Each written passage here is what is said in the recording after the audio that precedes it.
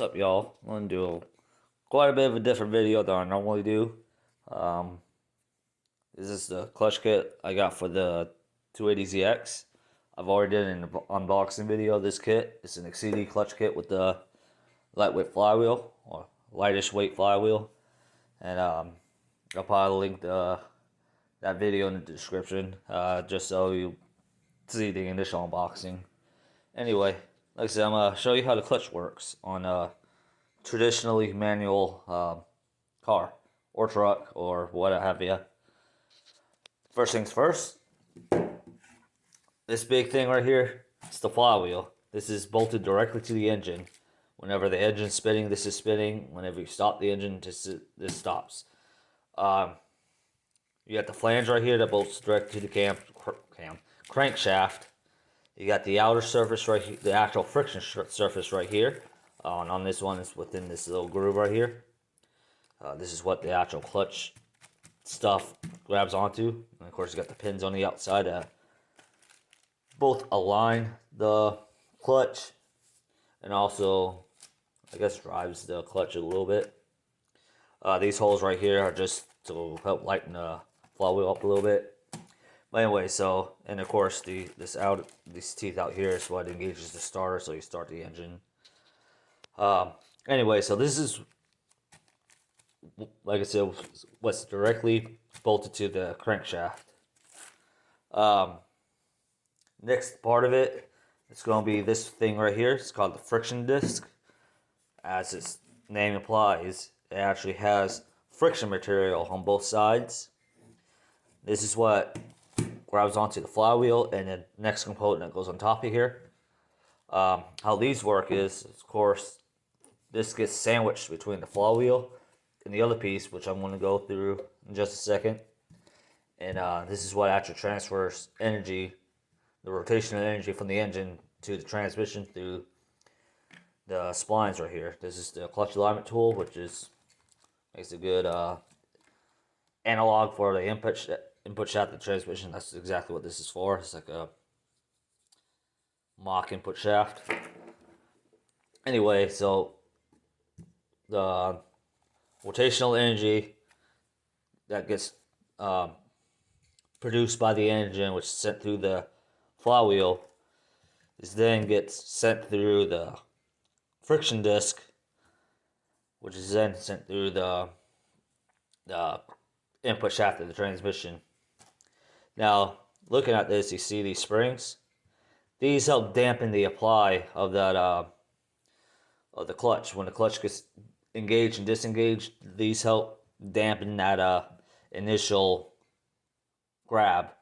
Without these, the clutch will be might chatter, but also the apply will be really harsh. It'll be kind of hard to like feather it out without burning up the material, and so that's what these do. These help dampen the effects of that. Kind of think of the coil springs on the suspension on your car. Those are the primary things that dampen the bumps in the road. That's basically what this does. Also on the clutch, you'll see, kind of hard to see in here, right there. You see like a little wavy spring in there. That's called a Marcel. That also helps dampen the apply of the clutch with these friction material. That way, when you get on and off the clutch, these help cushion a little bit of that as well. I think that's what most of the anti-chattering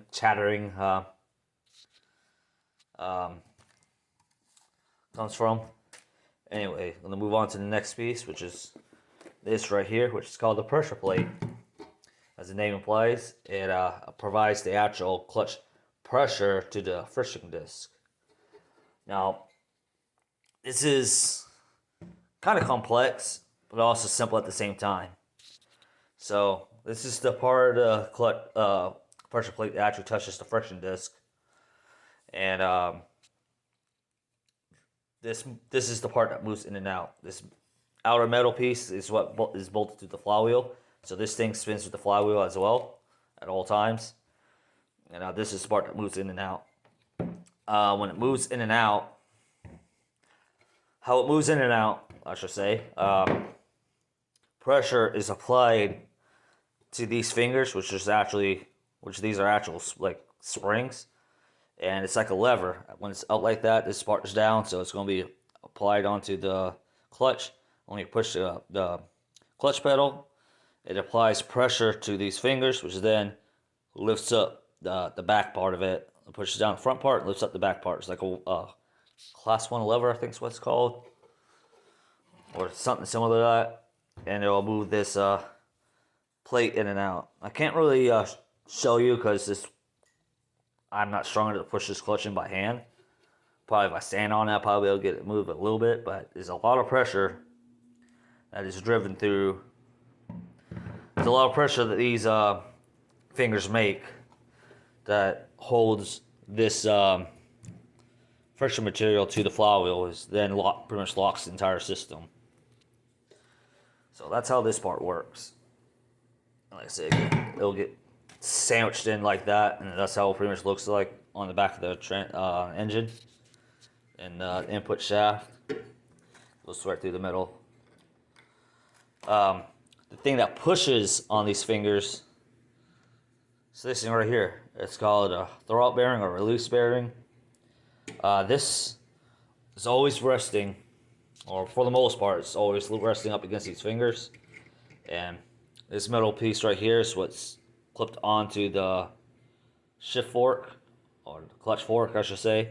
Well, this is actually another little piece that goes on, that just slipped onto the shift fork. Anyway, so this is almost always engaged. Sometimes there's a little bit of an air gap, sometimes there's not. I believe on the Datsuns and Nissans and a lot of other cars, these are always just lightly touching the fingers, but not enough to where they're actually engaged. Anyway, so this is what is pushes onto the fingers right here.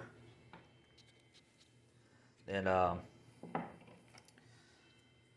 so that's pretty much how most of the clutch work. That's the only other thing I got to explain is this piece right here. It's called a pilot bushing.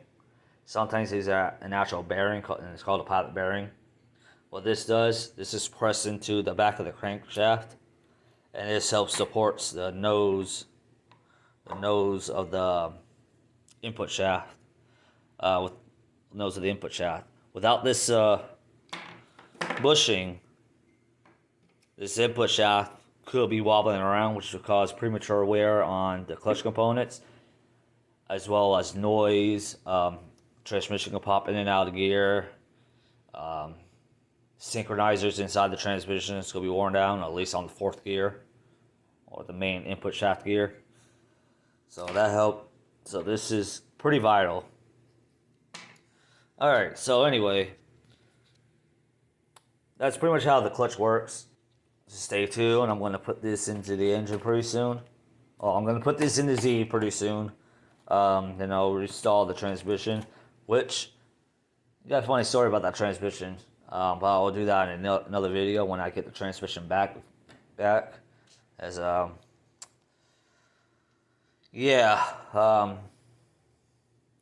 old cars being old cars, you know.